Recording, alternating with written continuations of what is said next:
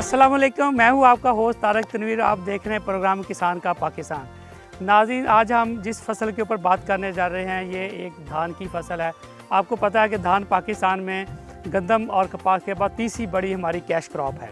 अगर हम इसकी पैदावार के ऊपर बात करेंगे तो पाकिस्तान में 80 लाख एकड़ के ऊपर जो चावल काश्त किया जाता है, जिसकी जो टोटल हमारी प्रोडक्शन आती है वो तकरीबन हमारी 8 मिलियन टन हमारी प्रोडक्शन आती है। जिसमें हम 4 मिलियन टन जो है चावल वो पूरी दुनिया को यहाँ से एक्सपोर्ट करके $2 अरब का पैसा कमाते हैं।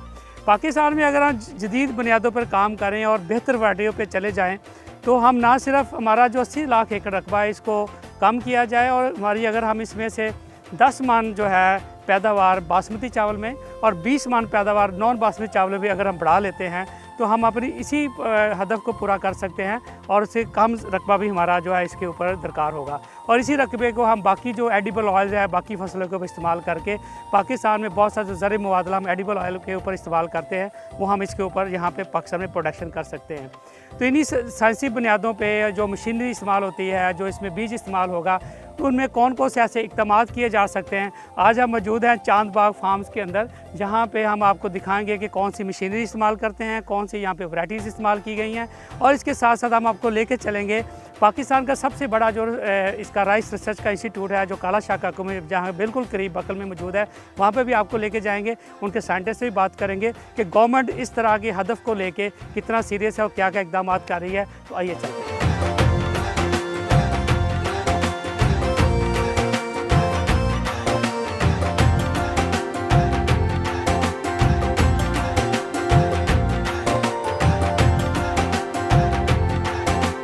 मेरे साथ मौजूद हैं कर्नल रिटायर्ड ज़फ़रुल हक साहब, ये यहाँ पे एडमिनिस्ट्रेटर हैं। हम इनसे बात करेंगे कि ये कितना एरिया है और ये जो इन्होंने एग्रीकल्चर का जो पूरा सेटअप किया हुआ है, डेयरी फार्म्स लगाया हुआ है, इनके क्या मोटिव्स हैं और ये जो अपने स्टूडेंट्स के लिए जो इनका हेल्दी लाइफस्टाइल के ऊपर जो इनका प्रोग्राम है, इस तरह की खुद की सेल्फ़ कल्टीवेट करके चीज़ों को अपने ब्रांड से जो उन्होंने सारी चीज़ें बच्चों के लिए की, इनका किस हद तक जो है ना बच्चों के लिए माफ़ साबित हो रही। सबसे पहले तो कर्नल साहब बहुत शुक्रिया आपका, हमें आपने इन्वाइट किया और आपके आज हम चांद बाग फार्म्स को कवर करने आए हैं और स्पेशली राइस के ऊपर हमारा ये प्रोग्राम है। तो सर बताइए जी, चांद बाग फार्म्स जो आपने ये इंट्रोड्यूस किया, क्या मोटिव्स क्या हैं इसके? चांद बाग स्कूल है वो उसके 3 हिस्सों में है। एक चांद बाग रेजिडेंशियल है जिसमें कोई 400-500 बच्चा है। हमारा डे स्कूल है जिसमें कोई 900 बच्चा है। हमारा कॉलेज है जिसमें 150 बच्चा है। उनमें से जो बच्चे हमारे रेजिडेंशियल में रहते हैं वो 500 बच्चा, उनके जो मेसिंग का जो अरेंजमेंट्स हैं वो सारी हम खुद करते हैं। उसके लिए हमने 450 एकड़ में ये सारी प्लांटेशन की हुई, तो सारे राइस फील्ड्स जो हैं। इसके अलावा हमने ऑर्चर्ड्स लगाए हुए, फ्रूट ऑर्चर्ड्स। हम अपने बच्चों को प्योरली अपने कल्टीवेशन करके अपनी प्रोडक्शन वेजिटेबल्स भी आपने सारे वेजिटेबल हम लगाई हुई हैं, आपके देखें और डिफरेंट वेजिटेबल्स हम बाजार से बहुत कम सामान खरीदते हैं बच्चों को खिलाने के लिए। तो ये अल्हम्दुलिल्लाह हमारे पास जो सारी फैसिलिटीज़ हैं, जो सारे अरेंजमेंट्स हैं, वो उससे बच्चे पेरेंट्स जो है वो खुश हो के बच्चों को हमारे पास छोड़ के जाते हैं। इस बात के बारे साहब बहुत शुक्रिया, थैंक यू, आपने इतना अच्छा जो अरेंजमेंट्स यहाँ पे किए हुए हैं, तो बहुत शुक्रिया, थैंक यू तारक साहब, pleasure seeing you, thank you. जी मेरे साथ मौजूद हैं जी सीनियर मास्टर अख्तर हुसैन साहब, जो चांद बाग स्कूल से हैं और इसके साथ साथ चूँकि जो एग्रीकल्चर को भी देखते हैं, पूरी इनकी रिस्पॉन्सिबिलिटी यहाँ पे।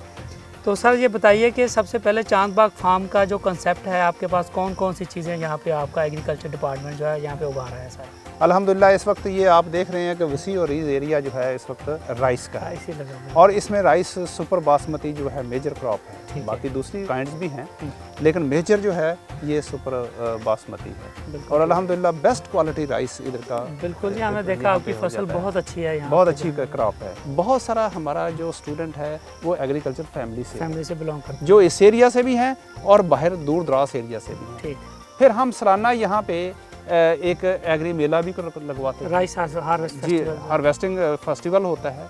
उस फेस्टिवल में एक बड़ा अल्हम्दुलिल्लाह उसमें जो हमारे काला शाह काकू में है राइस रिसर्च इंस्टीट्यूट, यहाँ के जो एक्सपर्ट हैं, उनके डॉक्टर्स हैं, जो रिसर्च स्कॉलर हैं वो आते हैं। एग्रीकल्चर यूनिवर्सिटी से लोग जो रिसर्च स्कॉलर हैं वो आते हैं, वो लोगों को अवेयरनेस देते हैं। ये सर कब आप ये फेस्टिवल्स कराते हैं? ये वाला जब ये राइस कटिंग स्टार्ट हो जाएगी ना जी, फिर उस वक्त होता है। हमारे स्टूडेंट इस वक्त पाकिस्तान के जो सबसे top most exporter rice exporter हैं वो चांदबाग के एलुमनाई हैं। इस वक्त वो राइस एक्सपोर्ट के जो प्रेसिडेंट हैं वो भी हमारा सेबेस्टियन स्टूडेंट, वो आपका एलुमनाई है। $1 बिलियन की जो एक्सपोर्ट है वो इस वक्त कर रहे हैं राइस में। अमेजिंग माशाल्लाह। ये ऑल ओवर द कंट्री, मेरा मतलब सिंध में है, वहाँ हमारे एक्सपोर्टर बैठे हुए हैं जो एलुमनाई हैं। इस तरह पंजाब में है, बहुत सारे हमारे इस एरिया में कामों की है, इधर हाफजाबाद है और इधर नारोवाल है, मंडी बहाउद्दीन है, गुजरात है। ये चूँकि राइस ग्रोइंग एरिया है इस पंजाब के अंदर, पर्टिकुलरली शेखुपुरा है, इसमें हमारे बहुत स्टूडेंट जो हैं वो माशाल्लाह एक्सपोर्ट में इस वक्त दे आर डूइंग वंडर।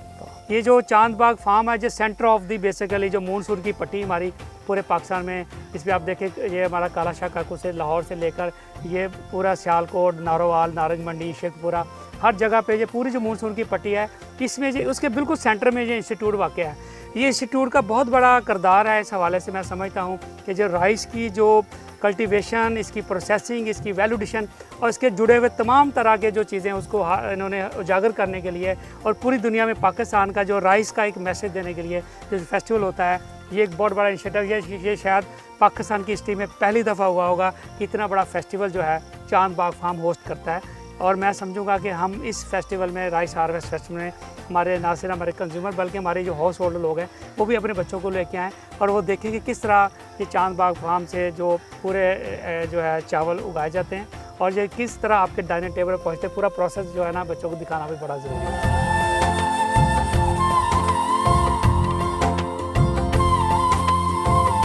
हमारे साथ मौजूद हैं मुदस्सर अली साहब, ये सीनियर साइंटिफिक ऑफिसर हैं राइस रिसर्च इंस्टीट्यूट काला शाह काकू में।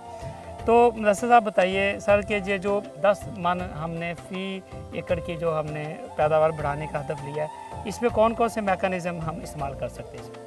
इनमें सबसे पहली बात आ जाती है ज़मीन के तजज़िये की, जी, जो कि बहुत ज़रूरी है। दूसरे नंबर पे आ जाता है अच्छा बीज, जो सर्टिफाइड है, सीड सेलर जो हैं उनसे ले सकते हैं, जिनमें सर फहरिस्त जो है पंजाब सीड कॉरपोरेशन है और इसके अलावा और बहुत सारी प्राइवेट कंपनियां। तो मुदस्सर कौन कौन सी वैरायटीज़ हैं जो गवर्नमेंट की सर्टिफाइड वैरायटीज़ हैं जो आप जो है ना रिकमेंड करते हैं फार्मर्स के लिए? इदारा तहकीकात दान काला शाह काकू की तरफ से अब तक 1926 से लेकर अब तक तकरीबन जो है वो 30 के करीब जो है ना वैरायटीज़ अप्रूव की जा चुकी हैं, मतलब गवर्नमेंट की मंजूर शुदा हैं, जिनमें से तकरीबन 10 से 12 के करीब वैरायटीज़ अभी भी ज़िम्मेदार हजरात काश्त कर रहे हैं। और उन सारी वैरायटीज़ का बीज जो है वो इदारा काला शाह काकू में भी और पंजाब सीड कॉरपोरेशन के पास भी अवेलेबल है। उनमें सर फहरिस्त जो है आपकी बासमती इकसाम के अंदर सुपर बासमती आ जाती है, बासमती 515 आ जाती है, बासमती 2000 है, किसान बासमती आ जाती है, चनाब बासमती, पंजाब बासमती। उसके अलावा 2 नई मंजूर शुदा इकसाम हैं जिसमें वाइटल बासमती है, सोना सुपर बासमती है।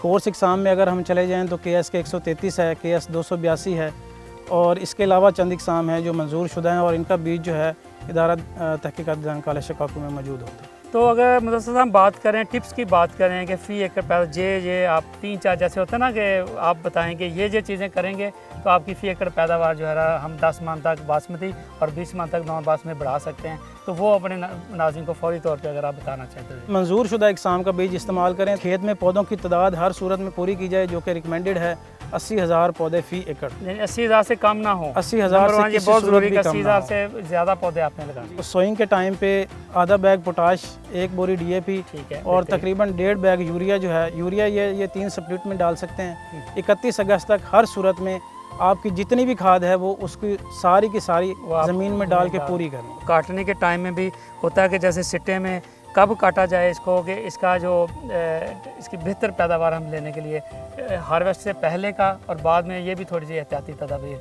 हमारे फार्मर्स को बताएं। मुनासिब टाइम जो है वो भी बहुत ज़रूरी है। बिल्कुल ठीक। और अगर हम मुनासिब टाइम पे कटाई नहीं करते, पहले कर लेते हैं तो भी हमारा नुकसान का खदशा है, और अगर बाद में करते हैं तो भी कम हो जाती है। अगर हम उसको पहले कर लेते हैं, लेट करेंगे तभी होगा। काला शाह काकू में एक जो तहकीक की गई 2020 में, उसके मुताबिक हाथ से कटाई करते हैं तो उसमें तकरीबन 2 मन का लॉस है। ठीक है। अगर कबूटा उससे करते हैं तो तकरीबन 51 kg। ठीक। और अगर हम जाते हैं न्यू हॉलैंड की ये जो रीफर्बिश्ड कंबाइन हार्वेस्टर होती हैं तो उससे तकरीबन 4 मन तक जो है वो दानों का ज़िया होता है। तो हार्वेस्ट का बेहतर तरीका कौन सा आप रिकमेंड करते हैं जिससे हमारा लॉस कम से कम होता है? जो राइस हार्वेस्टर्स हैं प्रॉपर वही इस्तेमाल करनी चाहिए। उसके फ़वाइद ये हैं, आपका जो दानों का ज़िया है वो कम हो जाता है, 4 मन से कम होकर तकरीबन जो है वो ज़्यादा से ज़्यादा 2 मन तक जो है ना इस रेंज में आ जाता है। नंबर 2, जो एक रेजिड्यू का राइस के हवाले से बड़ा इशू है, तो इसमें रेजिड्यू मैनेज किया जा सकता है इजीली। मैनेज इस तरह किया जा सकता है कि इसमें 2 ऑप्शन होते हैं, या तो आप राइस की पराली पूरी की पूरी वो एज सच हार्वेस्टर से बाहर आ जाती है, उसको इकट्ठा किया जा सकता है, सेल किया जा सकता है, या अगर जानवर वगैरह मवेशी वगैरह रखे हुए हैं किसी ने, वो उनको बतौर चारा इस्तेमाल किया जा सकता है। तो उसमें चॉपिंग का भी ऑप्शन होता है, डिस्क चॉपर लगे होते हैं, वो उसी स्ट्रा को 3 से 4 इंच साइज़ के अंदर चॉप करके ज़मीन में पीछे बिछाते जाते हैं, जिसके बाद उसको ईज़िली जो हमारे रवायती इम्प्लीमेंट हैं, डिस्क हैरो या कल्टीवेटर है, उसकी मदद से सॉइल के अंदर मिक्स किया जा सकता है, जो ना सिर्फ ज़मीन की ज़रखेज़ी में इजाफा करता है बल्कि उसके नामियाती मादे में इजाफा करता है, और एक माहौल दोस्त एक तरीक़ाकार है ये, और गंदम की भी ज़ाहिर है इसमें पैदावार में इजाफे का सबब बनता है। तो मतलब साहब, जैसे अभी ये कोई टेस्ट लगाना चाहें कि इसमें किस तरह पता चलेगा कि अब इसका टाइम जो है बिल्कुल इसको हार्वेस्ट का टाइम आ गया है, इसको करना चाहिए? ये एक पेनिकल है जी मेरे हाथ में, ये मैं ले रहा हूँ जी। मुनासिब टाइम हार्वेस्टिंग का वो है जब आप ये सिट्टा लें और इसके अंदर आपको फील हो कि 85% तकरीबन जो है ना दाने वो इसके मेच्योर हो चुके हैं। बिल्कुल ठीक है। अच्छा, ये जो स्टैंडर्ड है ये रखा गया है मैनुअल हार्वेस्टिंग के लिए, ठीक। लेकिन अगर आप मैकेनिकल हार्वेस्टिंग की बात करें तो अबाउट 95% जो है ना ग्रेन वो मेच्योर होने चाहिए। तो मतलब साहब, इसमें जैसे हमारा एक रवायती तरीका काश्त है धान को लगाने का कि हम इसमें ख़वातीन इन्वॉल्व होती हैं और वो सारा दिन जाके खेतों में लगा रही होती हैं, और आजकल जो अभी आप मैकेनिकल तरीका अपने इस्तेमाल करें जिसमें लाइनों में जो बिल्कुल इसको लगाया जाता है धान को, तो लाइनों में लगाने में और हैप्पैज़र्ड लगाने में हमारी प्रोडक्शन पे कितना फ़र्क आता है? आमतौर पे ये देखा गया है कि जो रिवायती तरीके से लगाई गई है वो तकरीबन 40 से 50 हज़ार इसके राउंड अबाउट जो है ना पौधों की तादाद होती है, उसमें 80,000, जबकि महकमा ज़राअत की जो रिकमेंडेड है वो तकरीबन 80,000 सुराख या 80,000 पौधे लगा लें। मशीन के साथ जो है ये पौधों की तादाद बड़ी आसानी से पूरी की जा सकती है। उसमें कम से कम पौधों की तादाद का जो ऑप्शन होता है वो तकरीबन 76,000 है, और ज़्यादा से ज़्यादा पौधों की तादाद का ऑप्शन वो 1,20,000 है। अगर ज़्यादा की बात करें तो मशीनी तरीक़ाकार में कम है। इसकी क्या है और क्या एहतियाती तदबीर हैं कि वो उसको कितनी जल्दी हमें उसको शेलर पे देना होता है, ड्राई करना होता है, इसकी जो नमी है उसको कम करना, तो उसके लिए क्या तरीक़ाकार जो है हमारे फार्मर इस्तेमाल कर सकते हैं? चावल या धान की जो हार्वेस्टिंग है वो तकरीबन जो रिकमेंडेड मॉइस्चर है, नमी है दाने के अंदर, वो 22 से 24% रिकमेंडेड है। 22 से 24%। अर्ली जो हमारे पास जो हार्वेस्टिंग होती है उसमें बाज़ दफ़ा दानों में मॉइस्चर 30% तक भी देखा गया है, और स्टोरेज के लिए 13%, और आगे जो शेलर हैं या मिलर्स हैं वो तकरीबन 11% पे उसकी शेलिंग वगैरह करते हैं। तो स्टोरेज के हवाले से अगर बात की जाए तो हार्वेस्टिंग के बाद एज़ अर्ली एज़ पॉसिबल 24 घंटे के अंदर अंदर या 48 घंटे के अंदर अंदर इसको हर सूरत में या तो ड्राई कर लिया जाए और इसको सेफ़ जो मॉइस्चर है 16 तक ला के और फिर ऑनवर्ड आगे जो है ना उसको 13 तक ग्रेजुअली उसको डिक्रीज़ करें। बिल्कुल। और अगर नहीं तो फिर ज़िम्मेदार के हक़ में यही बेहतर है कि वो उसको सेल कर दे। जैसे कि अभी मुदस्सिर साहब ने बताया हमें, जैसे ये साइंटिफिक ऑफिसर हैं और इन्होंने अपनी पूरी लाइफ में रिसर्च किया है, तो ये बता रहे हैं कि अगर हमने दुनिया के साथ मुकाबला करना है, जो 20 मन फ़ी एकड़ की पैदावार का जो हदफ है, ये दुनिया के साथ हम जा सकते हैं अगर हम खादों का मुतवाज़न इस्तेमाल करें, बेहतर वैराइटीज़ पे जाएं, और इसके साथ हमें पता हो कि कब हमने इसको हार्वेस्ट करना है, और इसके साथ साथ मैकेनिकल तरीका जो है उसको लेके, चूँकि मशीन ही मशीन को रीड कर सकती है, तो मशीन की लगी हुई जो है धान है उसको मशीन जब हार्वेस्ट करेगी तो उसकी जो उसमें ज़ाया होने के चांस बहुत कम होंगे और फ़ी एकड़ पैदा।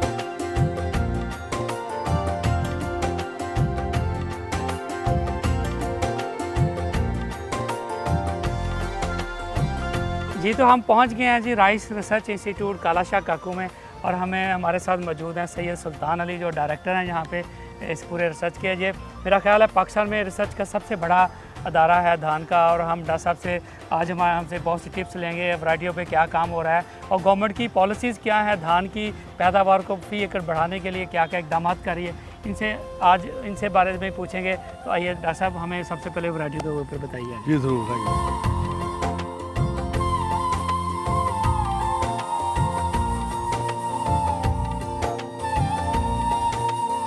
तो ये वैराइटीज़ कैसे बनाई जाती हैं जो है धान की जो नई वैराइटीज़ हैं? सबसे पहले जो ब्रीडर्स होते हैं वो अपनी टीम के साथ बैठते हैं जी। और डिस्कस करते हैं कि हमारा करंट प्रॉब्लम क्या चल रहा है। बिल्कुल ठीक है। क्या कोई बीमारी आ गई है, नहीं कोई कीड़ा आ गया है, क्लाइमेट चेंज कोई क्लाइमेट चेंज हो गई है, फिर वो टीम देखती है कि हमें इस किस तरह के पौधे को हम किस तरह के पौधे के साथ क्रॉस करेंगे तो वो हमारी वैरायटी मिलेगी। ये पौधे ऐसे हैं जो हमारे मादा पौधे समझ लें आप, इसको बना लेके आए हैं, फीमेल प्लांट हम लेकर आए हैं। इस तरह से ये देखिए, ये सिट्टा हमने ऑलरेडी जो है ना, ये देखिए जी, ये सिट्टा हमने ऑलरेडी काटा हुआ है, हाफ सेंटी काटी हुई है, ठीक है ना। और इसके अंदर से हमने जो नर हिस्सा है वो उसका निकाल रही हैं, तो इसमें से ऑलरेडी निकल चुका है, इसलिए इसके ऊपर लिफाफा चढ़ा दिया गया इसमें और कोई पोलन ना जाए। ये इसका पहला स्टेप है।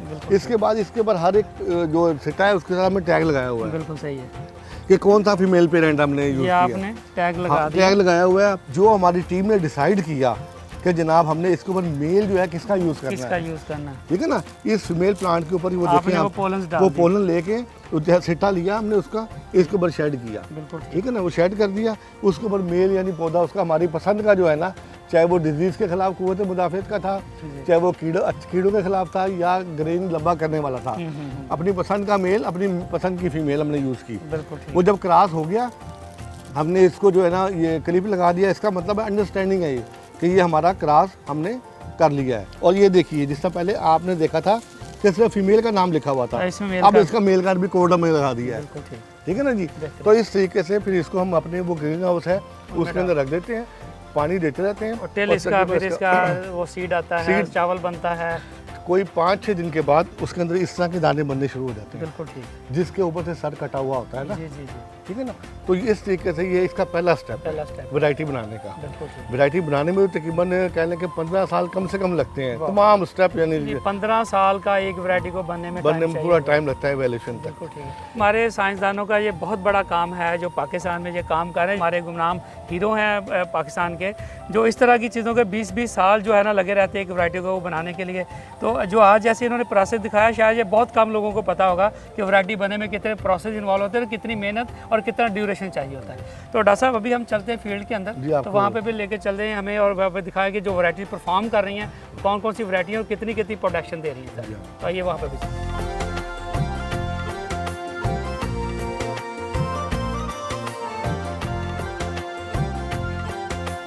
तो डॉक्टर साहब जैसे देखिए बड़ी रफ टफ सी ज़मीन है और जैसे कलर वाली ज़मीनें हैं और ये यहाँ पे पानी भी नहीं खड़ा हुआ, तो ये कौन सी वैरायटियों पे यहाँ पे काम हो रहा है? तकरीबन पाकिस्तान के अंदर 6.3 मिलियन हेक्टेयर जो है ना ज़मीन हमारी, वो कलराठी ज़मीन है। 10% सालाना के हिसाब से हमारी जो फर्टाइल ज़मीन है वो कलराठी होती जा रही है। अब जहाँ पे हम बैठे हैं जिस प्लॉट के अंदर, ये हमारा एक्सपेरिमेंटल प्लॉट है। इसमें आप देख सकते हैं कि इसकी ज़मीन देखें, आपको वाइट सी नज़र आती है, ठीक है ना। ये कलर इसका ऊपर आया हुआ है। इसके अंदर यहाँ पे देखें कि पानी जो है ना वो खड़ा नहीं होता, जब लगाया और ख़त्म, लगाया और ख़त्म। अब इसमें आप देखिए इसका इम्पैक्ट आना शुरू हो गया। हमने साल इसको तकरीबन कह लें कि कोई 25 दिन पहले इसमें इसका जो है ना ऐड किए थे इसके अंदर, उसका ऐसा ऐसा इम्पैक्ट आप देख रहे हैं। ये पहली वैरायटी जिसमें सबसे ज़्यादा इम्पैक्ट नजर आना शुरू हो गया। इसके लीव्स देखें आप, ये ब्राउनी से होने शुरू हो गए सारे के सारे, हैं जी। और ये इस तरह का बिहेवियर, ये माल्टे का रंग आप देख रहे हैं, इस तरह का रंग भी आपको मुख्तलिफ वैरायटी का मुख्तलिफ रिस्पॉन्स होता है। इसमें सोडियम की जो कह लें कि कंसनट्रेशन है वो ज़्यादा हो जाती है सॉइल के अंदर, तो जिसकी वजह से जो पोटाश है ना उसका अपटेक नहीं होने देती। पोटाश जो है वो ग्रोथ के लिए बहुत ज़बरदस्त है, और सोडियम जितना ज़्यादा हो वो उतनी नुकसानदेह होती है। वो एक पौधा तलाश करेंगे जो इस हाई लेवल के ऊपर भी अपना जो है सिम्टम्स बिल्कुल नॉर्मल शो करे, ठीक है ना। इस हाई लेवल की कंसंट्रेशन को बर्दाश्त कर सके और अपनी फ्लावरिंग पे भी आए और दाने भी बनाए। इसका मतलब है कि वो वैरायटी हमारी फ्यूचर की वैरायटी होगी जो कलराठी ज़मीनों के ऊपर काम कर सके। अमेजिंग। अभी हम आपको लेकर चलेंगे यहाँ पे हमारी बासमती की जो बेस्ट वैरायटीज़ हैं जो फार्मर्स के लिए बनाई जाती हैं, वो भी हम आपको दिखाते हैं।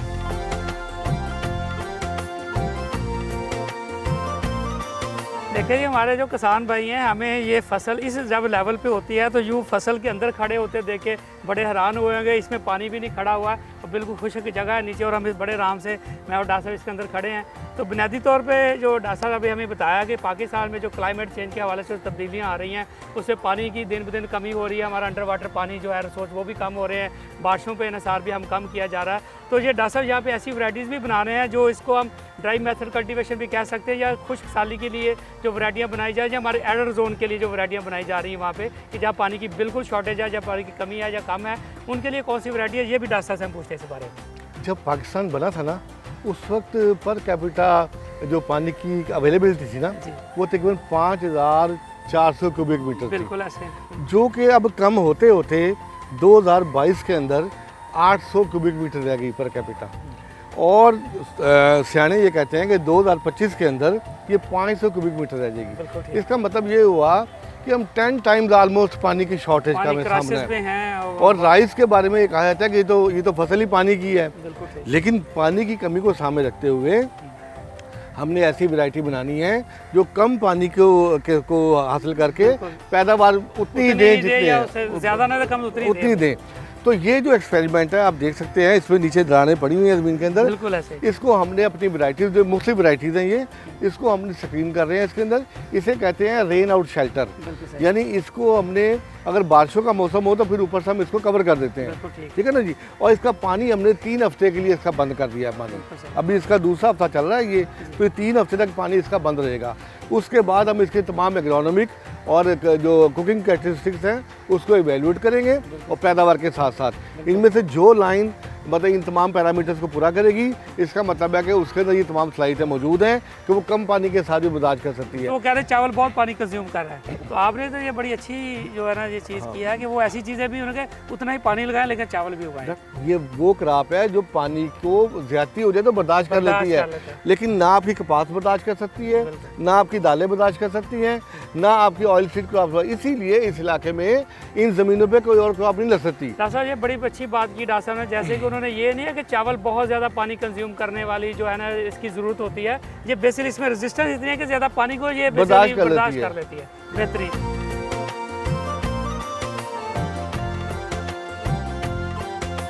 ये हमारा क्रॉसिंग ब्लॉक है, इसको हम इस तरह जोड़ते हैं कि जो आपको हमने गमले दिखाए हैं अभी कि जहाँ पे क्रॉसिंग हो रही थी, उसका जो सोर्स है वो यही एक्सपेरिमेंट है। यहाँ पे ये हर लाइन जो है वो डिफरेंट वैरायटी है, ठीक है। ये तकरीबन 1000 वैरायटीज डिफरेंट वैरायटीज लगी हुई हैं, ठीक है ना। अब ये हमें पता है कि इसके अंदर कुव्वत मुदाफ़त वाली वैरायटीज कौन सी हैं, चावल के लंबे वाली कौन सी है, अपना कम दिनों वाली कौन सी है। तो यहाँ से हम अपने मशवरा करके सोर्स यहाँ से इस्तेमाल करते हैं, तो फिर हम क्रॉसिंग करते हैं, पॉलिनेशन करते हैं, इमेस्कुलेशन करते हैं, तो ये उसका सोर्स है।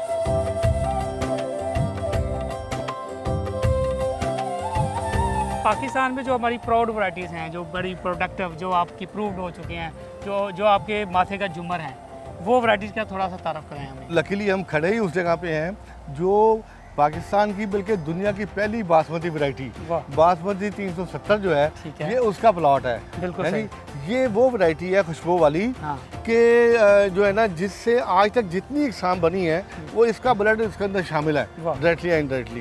तो इसके साथ आप देख रहे हैं ये बासमती 198 है, बिल्कुल ठीक है जी, जिसकी मैंने आपको बताया था कि 6.5 mm ग्रीन साइज है और इसका शॉर्टेस्ट ग्रीन साइज है बासमती के अंदर। इसके साथ जो आने वाली वैरायटी बासमती 385 है, ये वो वैरायटी है जिसने हमारे राइस के अंदर ग्रीन रेवोल्यूशन लेकर आई 80s के अंदर। इससे पहले जो पैदावारें थी वो 15 मन 20 मन होती थी, इस वैरायटी के आने से 50 से 55 मन चलेंगे, तो जिम्मेदार भी खुशहाल हो गया, एक्सपोर्टर को भी ज़मीन मिल गई।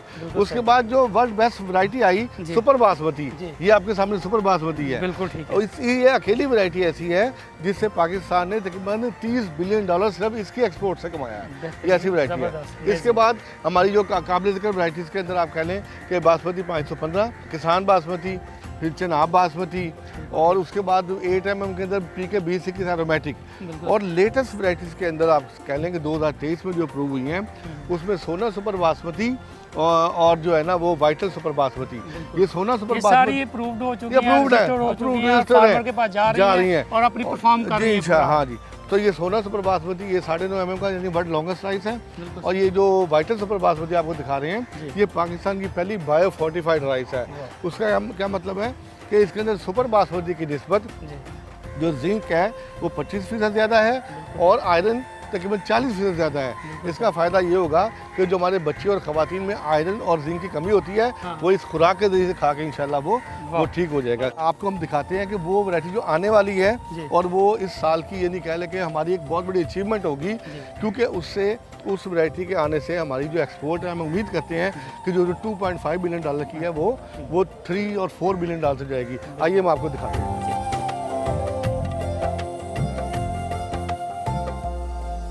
ये वो प्लॉट आपको दिखाना चाह रहा हूँ जो इंशाल्लाह ताला इस साल अप्रूव होगा।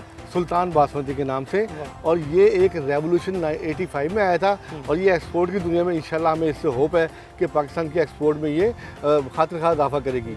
इसकी वजह यह है कि 9.5-10 mm ग्रेन साइज़ है, और ये पक के 2.25 गुना लंबा हो जाता है, और इसमें खुशबू भी है, पैदावार भी इसकी जो है मुसलसल 2 सालों की एवरेज के हिसाब से हमने देखा है कि तकरीबन 70 मन तक इसका पोटेंशियल भी है। तो इस लिहाज से हम ये समझते हैं कि सुपर बासमती की निस्बत इसकी पैदावार भी ज़्यादा है। तो यही सब चीज़ें ज़िम्मेदार को चाहिए होती हैं, एक्सपोर्ट को चाहिए। तो इस हवाले से मैं समझता हूँ कि इंशाल्लाह दुआ कीजिए कि इस साल ये अप्रूव हो जाए। इंशाल्लाह ये पाकिस्तान के लिए बहुत यानी कह लेंगे नई राह खोले सकेगी। चाइना से हम तकरीबन हर साल 10,000 मैट्रिक टन जो है ना वो सीड जो है ना सिर्फ हाइब्रिड्स का इंपोर्ट कर रहे हैं। तो ये बड़ी ज़रूरत थी कि हम लोकल हाइब्रिड भी बनाएं। तो आपको ये जानकर खुशी होगी कि हमने 2021 के अंदर ना सिर्फ पाकिस्तान का बल्कि दुनिया का पहला बासमती हाइब्रिड बनाया और मंजूर करवाया, अप्रूव हो चुका है। और ये जो एक्सपेरिमेंट्स हैं ये हम कोर्स साइज के अंदर जो हाइब्रिड्स बना रहे हैं उनके एक्सपेरिमेंट्स हैं। इन हाइब्रिड्स का फ़ायदा ये होगा कि जो हमारी ओपी वैराइटीज़ होती हैं उनकी निस्बत 10 से 15% या 20% तक इसके अंदर पैदावारी पोटेंशियल ज़्यादा होता है।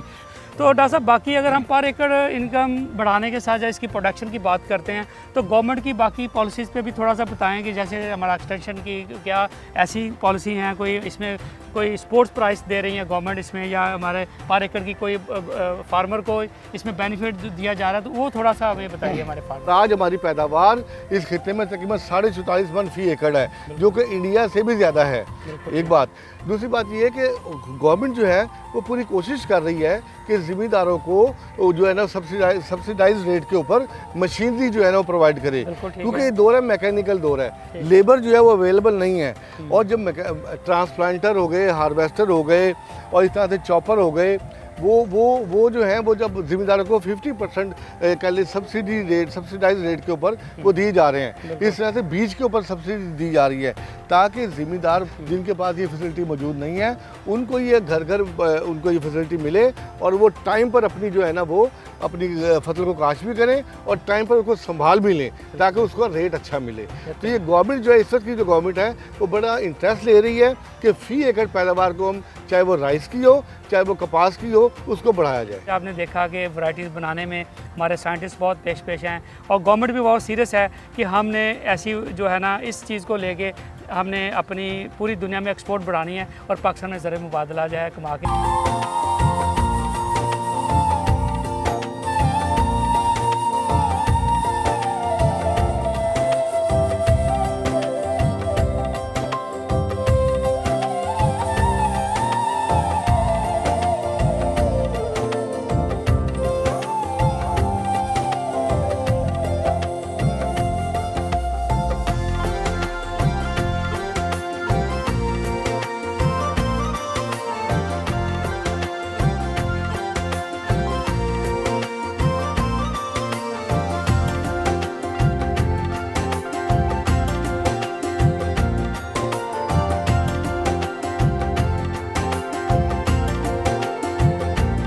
जैसा कि हुकूमत पंजाब और हमारी पाकिस्तान की गवर्नमेंट ने इसके ऊपर एक एक्ट पास किया हुआ है जिसको हम जो है पंजाब जो है डिज़ास्टर एक्ट 1958 का नाम दिया गया है, जिसके तहत जो ज़िम्मेदार है जो धान की जो बाकियात है इसको अगर आग लगाता है तो इसके लिए 15,000 रुपये से लेकर 5 लाख रुपए का जुर्माना है और इसके साथ FIR भी है। और इस एक्ट के तहत जो है बहुत से ज़िम्मेदारों पर पर्चे भी हुए, हमारी इन्वायरमेंट को भी नुकसान हो रहा है। मोटरवे पे भी आपने देखा कि बहुत से जो है वहाँ पे जब वो आग लगाई गई इसी धान की बाकियात को तो इसके ऊपर बहुत से एक्सीडेंट भी हुए। तो आज हमारे साथ जो मौजूद हैं ये मियाँ अजमल फ़ारूक साहब हैं, ये बेसिकली किसान दोस्त इंडस्ट्रियलिस्ट है। तो इन्होंने इसके लिए बड़ा अच्छा जो हमारे किसानों के लिए एक ये मशीन है जो जहाँ पे ये चला रहे हैं, इसको हे बेलर मशीन कहते हैं। हे बेलर का बेसिक मकसद यही होता है कि जो धान की बाकियात है इसको उठाता है और इसको उठा के जो इंडस्ट्री के यूज़ में लेता है। अस्सलाम वालेकुम मियां साहब, कैसे हैं? वेलकम जी तारक भाई जी। मियां साहब बहुत शुक्रिया, आपने बड़ा कीमती टाइम दिया। सबसे पहले तो आप बताइए कि ये जो हे बेलर मशीन है इसके जो है इसके बाद किसान को और इंडस्ट्री को कितना फ़ायदा हो रहा है इसका? अब हमारे यहाँ आप अगर ये राइस है इसी को देख लें तो मेरा ख्याल है 70 से 80 लाख एकड़ इसकी जो है सोइंग या क्रॉप हमारे पास इस साल इसकी है। और ये 1 एकड़ से जो हम इसको कलेक्ट करेंगे या आप कह लें कर सकते हैं आसानी से, वो 1500 केजी से लेके 1800 केजी पर एकड़ जो है, पर एकड़। बिल्कुल ठीक तो अब आप इसका हिसाब लगा लें, इसको पाकिस्तान में मल्टी ऑलमोस्ट 80 लाख एकड़ पे धान जो है ना वो काश्त की जाती है। बस इसको आप मल्टीप्लाई करें, वो जो फिगर आएगी वो आपका कैलकुलेटर जो है ना वो जवाब दे जाएगा। बिल्कुल ऐसा। अब अगर हम $9 की गैस है हमें जो मिल रही है और 3.7 MMBTU गैस लगती है 1 टन स्टीम को, ठीक है। और 9 टन से ये देख लें कि 750-7600 के करीब पर टन कास्ट उसकी बन जाती है। ठीक। सिर्फ फ्यूल की इसमें आपने बिजली और ऊपर वाली लेबर नहीं डाली अभी, वो अलग से है। तो अगर उसकी जगह पे हम इसको यूज़ करते हैं तो अभी इसका रेट जो है 330 रुपये, 350 रुपये, डिपेंड करता है कि आप फील्ड से आपकी जो कंजप्शन पॉइंट है वो कितना दूर है, उसमें फ्रेट का फ़र्क आ जाता है। बिल्कुल सही। तो अब ये आपकी अगर 300 केजी या 330 केजी लगती है और तकरीबन ये 8 या 9 रुपए आपकी इसमें आएगी पर केजी कास्ट एक्स फैक्ट्री जहाँ पर इसने यूज़ होना है। बिल्कुल ठीक है। तो उस हिसाब से ये गैस के मुकाबले में तो आधे से भी कम है। बिल्कुल ठीक। इसी तरह अगर कोयले को इस्तेमाल करते हैं इंडस्ट्री में तो उसमें तकरीबन ये आधा या आधे से थोड़ा ज़्यादा इसकी कास्ट ऑफ फ्यूल रह जाती है। तो ये तो है इसका डायरेक्ट तरीक़ाकार इस्तेमाल करने का। हमारे मुल्क में मेज़ स्टेम है, उसके बाद कैनोला स्टेम है, उसके बाद आपका ये कॉटन स्टिक्स आ जाती हैं। यानी कि इतना बायोमास हमारे पास है कि मैं दावे से कह सकता हूँ कि जो कि हमारे मुल्क की पूरी एनर्जी की requirement including our power houses जो हमने कोयले पे लगाए हैं उनकी भी डिमांड पूरी की जा सकती है। तो अजमल साहब, जैसे अभी जब इसको हमारा फार्मर आग लगाता है तो फिर वो कहते हैं इससे पोल्यूशन आती है, स्मोक का मसला आता है, तो जब ये बायोमास चलता है आपकी फैक्ट्रियों में जाके चलता है, मिलों में चलता है, तो उस टाइम में फिर जो कोयले से कितना कम इसका जो है ना एनवायरनमेंट को इसको ख़राब करती है? ये स्मोक ज़रूर पैदा होता है, स्मोक डेंजरस नहीं है, इसमें कोई सल्फ़र वगैरह तो होता ही नहीं, जो कि कोयले में तो लाजमी होता है, नेचुरल गैस में नहीं होता, वो क्लीन फ्यूल है। लेकिन वो तो अब कास्ट बिल्कुल कोई इंडस्ट्री चल ही नहीं सकती उसके ऊपर। तो इसके स्मोक में कार्बन मोनोऑक्साइड भी होती है और कार्बन डाइऑक्साइड बनती है, लेकिन वो जो डेंजरस स्मोक है ना, सल्फ़र वाली बात, तो ये कोयले से तो बिल्कुल क्लीन फ्यूल है, 1000 गुना बेहतर है, एनवायरनमेंट फ्रेंडली है और इसके ऊपर आपको कार्बन क्रेडिट भी मिलते हैं। तो इस मुल्क को तो ना RLNG इंपोर्ट करने की ज़रूरत है ना कोयला। पिछले 8-10 सालों में साउथ अफ्रीका से, इंडोनेशिया से ट्रिलियंस ऑफ डॉलर्स हमने जो इंपोर्ट किया, RLNG की है और कोयला किया है। मेरा ख्याल हमारा उतना डेट नहीं होगा, जिस डेट की वजह से आज हर बंदा परेशान है।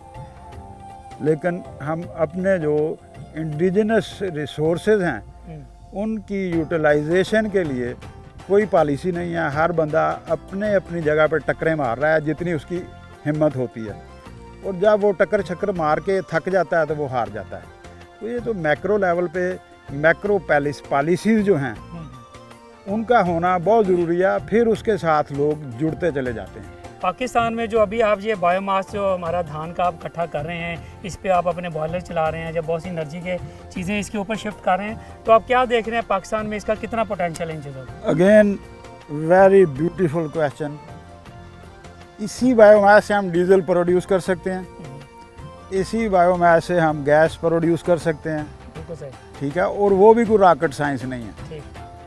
वो आलमोस्ट पाकिस्तान में चीज़ें बनाई जा सकती हैं। अपने इलाके के कुछ जो फार्मर हैं वो मिल के अगर ये अपना सेटअप बना लेते हैं तो ये तो उनका फ्री में जा रहा है ना अभी सारा, उसके वो खुद से क्यों नहीं उसको आप एक कारपोरेट बना के कह लें, अपनी अपनी तंजीम बना लें, कारपोरेट फार्मिंग की तरफ भी आएँ। अदर मशीनरी जो है एग्रीकल्चर की एडवांस वो भी ली जा सकती है, और ये सारे मॉडल इंडिया में हुए हैं, दुनिया में हो रहे हैं, तो हमारे यहाँ क्यों नहीं होगा? और जब हम करने में आते हैं तो कर जाते हैं। लेकिन नाज़रीन, जैसे मियाँ अजमल फ़रूक साहब ने कहा कि हमारे फार्मर जो हैं वो अपने गांव की सतह के ऊपर एक अगर हम कम्युनिटी फार्मिंग प्रोजेक्ट लेके इस तरह की मशीनें अडॉप्ट करते हैं तो ये सारा फ़ायदा फार्मर्स ले सकते हैं। हमारी यूथ जो है वो जो बिल्कुल अभी नई एंटरप्रेन्योरशिप में आ रही है वो इस तरह की चीज़ों के ऊपर काम करके बायोफ्यूल के ऊपर जाके बहुत सा पैसा कमा सकती है। अभी जो हमारा जो डिज़ास्टर एक्ट है 1958 का, जिसको नेशनल जो है ना इसमें क्लाइमेटाइज एंड जो रिलीफ एक्ट का नाम दिया गया है, उसके तहत जब आग लगाने पर पाबंदी है तो मेरा ख्याल है कि पाकिस्तान में हमें फार्मर को समझना चाहिए कि हमने कभी भी कानून को हाथ में नहीं लेना, अपने धान की इस बाक़ियत को आग नहीं लगानी, और यही एक वाहद तरीका है जिसके ऊपर जाके हम जो है ना सिर्फ इन्वायरमेंट को क्लीन कर सकते हैं और अपने मुल्क के लिए जो है ना बहुत सा ज़र मुबादला बचाने में भी अपने मुल्क का जो है ना वो साथ दे सकते हैं।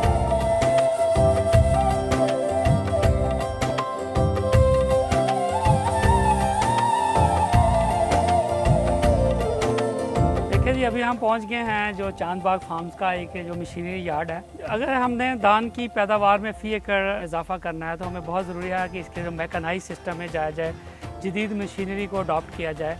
इस तरह की जदीद मशीनरी को अडॉप्ट करके ही हमारा फार्मर जो है यहाँ पाकिस्तान में फ़ी एकड़ पैदावार में बढ़ा सकते हैं।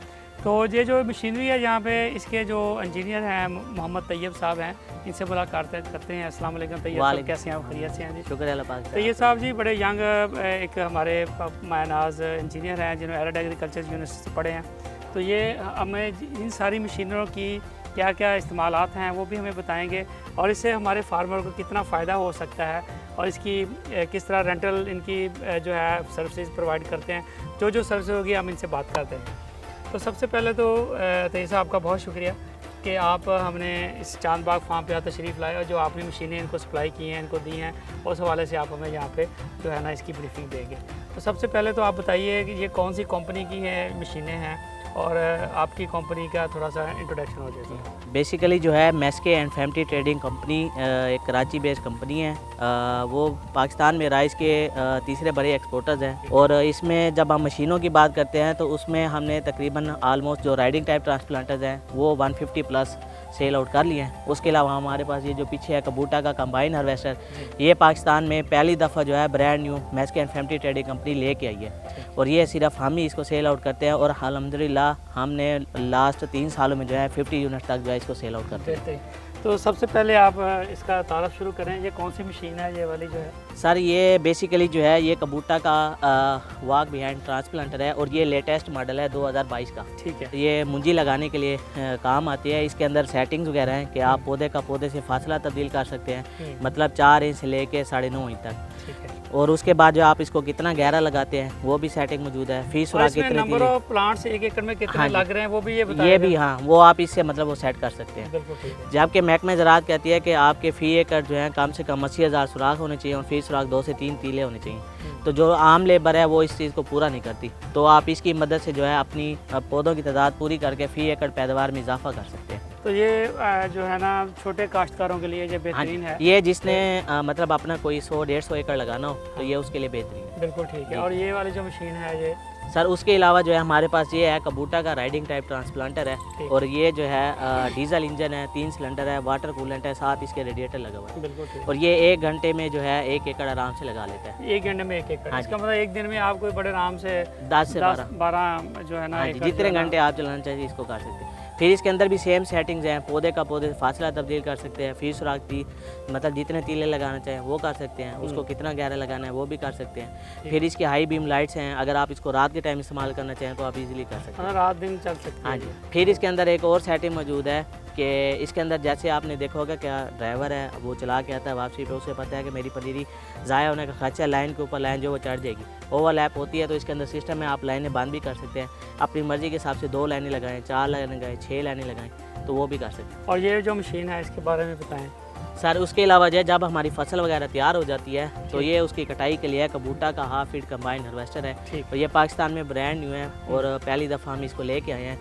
ठीक हो गया। तो इसका सर फंक्शन ये है कि ये सर 1 घंटे में 1 एकड़ काट लेता है। ठीक। और इसके अंदर स्टोरेज टैंक है, 15 मन का स्टोरेज टैंक है। आप इसको स्टोर करके जो है इसको चला सकते हैं। दिन में जो है आप इससे आराम से 8 से 10 एकड़ आसानी से काट सकते हैं। उसके अलावा जो है सर ये गंदम भी काट सकती है। ठीक है, मतलब ये गंदम के लिए भी उतना ही कारआमद है जितना चावल के लिए। हाँ जी, जितना चावल के लिए। बाकी इसके अंदर सर एक क्रशिंग चॉपिंग मैकेनिज़्म मौजूद है। जैसे अभी आपने देखा होगा कि अक्सर औकात ये होता है कि धान की मुड्ढे को या पराली को जो आग लगाते हैं उससे बचने के लिए जो है इसके अंदर चॉपिंग मैकेनिज्म मौजूद है। अगर आपको पराली नहीं चाहिए, कुतरा करना चाहते हैं तो आप इसको कुतरे वाले सिस्टम भी कर सकते हैं। उसके बाद ये होगा कि वो ज़मीन में पराली को जो है कुतरे की शक्ल में फेंक देगी, जो इसकी नामियाती मादे को बढ़ाने में मददगार साबित होगी। उसके अलावा जो है आपकी वक्त की बचत होगी अगली फसल की तैयारी में। इसके अलावा जो है आप ट्रैक्टर के पीछे ड्रिल बांध के गंदम की ट्रैक काट भी कर सकते हैं। बिल्कुल ठीक है। तो सर ये बताएं कि हमारा फार्मर जो है इसमें, जैसे हमारा स्मॉल फार्मर है, वो बहुत उनके लिए ये सारी मशीनों को जो है ख़रीदना एक बड़ा मसला है। हाँ जी। तो उनके लिए क्या आपकी कंपनी को सर्विसेज प्रोवाइड करती है जिसमें आप उनको जाके उनकी काम किया और जो है उसके ऊपर जो भी एक रेंटल सर्विसेज होती है वो भी प्रोवाइड करती है? जी सर, हमारे पास ना अल्हम्दुलिल्लाह पूरी एक टीम है। ठीक है। ठीक हो गया। तो उसमें मतलब कि हम फार्मर के डेरे पे जाके उसको सर्विस वगैरह प्रोवाइड करते हैं। अगर कोई फार्मर है जो परचेज़ नहीं कर सकता, जो रेंटल सर्विस हासिल लेना चाहता है, तो वो भी हम कर सकते हैं। तो ये बड़ा ज़रूरी है कि हमारे फार्मर जब मिल के काम करेंगे, जॉइंटली काम करेंगे, कम्युनिटीज़ में आके काम करेंगे, तो फिर वो जो है इस तरह की मशीनें उनके लेना भी आसान काम होगा। तो ये सर ये भी बताया कि क्या गवर्नमेंट जो है इसके ऊपर को सब्सिडाइज जो है ना रेट दे रही है या फार्मर्स की सहूलत के लिए वो काम कर रही है इसमें? जी सर, इसमें ना 2 प्रोग्राम इस टाइम चल रहे हैं। एक स्टेट बैंक का है एग्रीकल्चर मैकेनाइजेशन प्रोग्राम और दूसरा है कामयाब जवान प्रोग्राम। ठीक है। उसमें ये है कि मतलब कोई भी काश्तकार जो है या कोई भी आदमी जो मतलब सर्विस प्रोवाइडर के तौर पे भी काम करना चाहे तो उसको लोन मतलब प्रोवाइड कर रहे हैं। 7% मार्कअप थ्रू आउट 7 ईयर्स हैं। इसमें हमारी कबूटा की जितनी भी मशीनें हैं वो सारी शामिल हैं। एक तो ये है कि मतलब आप उसमें डाउन पेमेंट 25% जमा करवा के जो है अपनी मशीन हासिल कर सकते हैं। बाकी आपकी सालाना या मंथली जो है वो किस्तें बन जाएंगी। दूसरा जो है हमारे पास वो वाक आफ्टर है, 5 लाख रुपए जो है गवर्नमेंट सब्सिडी दे रही है, बाकी जो है फार्मर शेयर है। सारी मशीनें हैं, आप पूरे पाकिस्तान में सर्विसेज देते हैं इसकी सारी। तो ये किस तरह फार्मर आपसे रब्ता कर सकते हैं इस तरह की चीज़ों के लिए? सर इसमें जो है हमारे 2 से 3 किस्म के हैं। एक तो मतलब हमारा पेज है कबूटा पाकिस्तान का फेसबुक पे। बिल्कुल ठीक हो गया। वहाँ पे हमारे मतलब पोस्ट वगैरह आती है डेली बेसिस पे और इन्फॉर्मेशन वगैरह भी आती है। दूसरा जो है सर हमारे मतलब कि कोई भी फार्मर अगर रब्ता करना चाहे तो मेरा नंबर मतलब हासिल कर सकता है। तो उसके ज़रिए भी आप कोई भी मालूमात चाहिए हो या कोई भी चीज़ चाहिए तो आप कर सकते हैं। उसके अलावा अगर आप चाहते हैं कि आप बैंक के ज़रिए ख़रीदना चाहते हैं तो आप किसी भी बैंक ऑफ पंजाब में किसी भी ब्रांच में जाके उनसे कह सकते हैं कि सर हमें कबूटा की ये मशीन चाहिए, तो वो आपको उसी टाइम जो है अप्लाई भी कर देंगे, आपको फौरी इन्फॉर्मेशन भी दे देंगे। बिल्कुल ठीक। लेकिन नाज़रीन, जिस तरह हमारे तैयब साहब ने बताया कि पाकिस्तान में जब तक हम जदीद मशीनरी को इस्तेमाल नहीं करेंगे, हम अपनी फ़ी एकड़ पैदावार को बढ़ाना हमारे लिए बहुत मुश्किल होगा। आज के प्रोग्राम किसान के पाकिस्तान में जो बेसिकली हमारा मोटिव था कि हम जो है हमारे जो बासमती राइस है उसको 10 मन फ़ी एकड़ तक किस तरह बढ़ा सकते हैं और नॉन बासमती राइस को 20 एकड़ तक किस तरह बढ़ा सकते हैं। उम्मीद है कि आज के प्रोग्राम में जो हमने आपको मालूमात दी हैं आपके लिए बहुत ही मुफीद साबित हुई होंगी। तो मिलते हैं आपसे अगले प्रोग्राम में नई मालूमात के साथ। तब तक के लिए मुझे और मेरी टीम को दीजिए इजाज़त और आप देख रहिए किसान का पाकिस्तान, सिर्फ डिस्कवर पाकिस्तान।